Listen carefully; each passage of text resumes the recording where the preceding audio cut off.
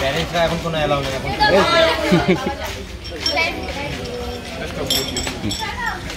কোথা থেকে আসলেন আপনারা? আমরা মাত্র কলকাতা থেকে আসলাম কাঞ্চনকন্যা ট্রেনে। আমরা গিয়েছিলাম আপনার কলকাতাতে নেতাজি ইন্ডোর স্টেডিয়ামে ইন্টারন্যাশনাল টুর্নামেন্ট হচ্ছিল, সেখানে 9 ইন্টারন্যাশনাল চ্যাম্পিয়নশিপ। সেখানে আমরা গিয়েছিলাম, আমাদের 13 জন স্টুডেন্ট গিয়েছিল। তার থেকে নিয়ে আসছে আপনার 16টা মেডেল নিয়ে আসছে, গোল্ড মেডেল 8টা নিয়ে আসছে।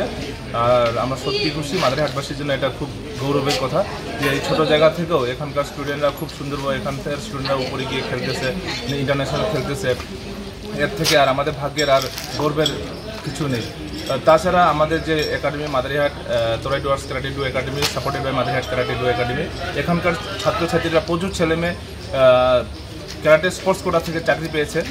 ডাইরেক্ট চাকরি, অগ্নিবীরে অলরেডি 3 জন চাকরি করতেছে আমাদের একাডেমি থেকে, আর আসাম রাইফেলসে একজন অলরেডি চাকরি করছে। আর এইবারও আরেকটা সুখবর মাদারিহাটবাসীর জন্য, ক্যারাটে স্পোর্টস কোটা থেকে এবার আরও 3 জন স্টুডেন্ট পাস করছে।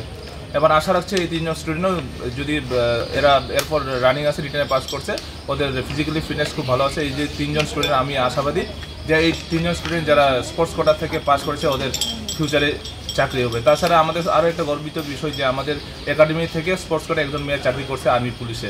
আশা করছি ভবিষ্যতে মাদারিহাট থেকে এইভাবে প্রচুর ছেলে মেয়ে ক্যারাটে স্পোর্টস কোটা থেকে চাকরি পাবে। আমার নাম হচ্ছে Sian Prabhas Borgaon, black belt 5th dan, national coach. Thank you, congratulation.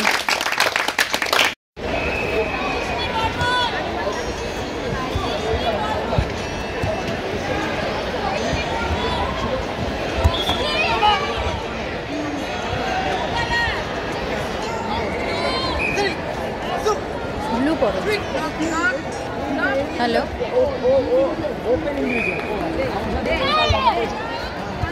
আচ্ছা ঠিক আছে।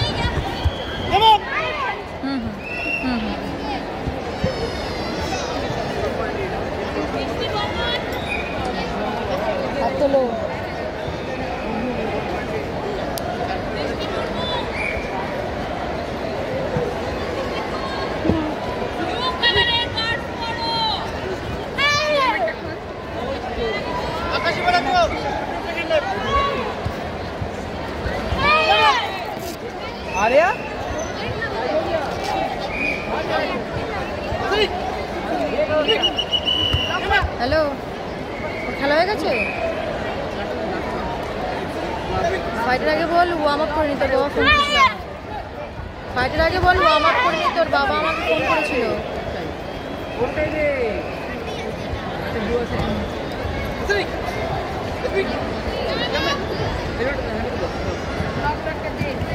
খেলে এসে দিয়ে দিবি, হ্যাঁ মনে করে।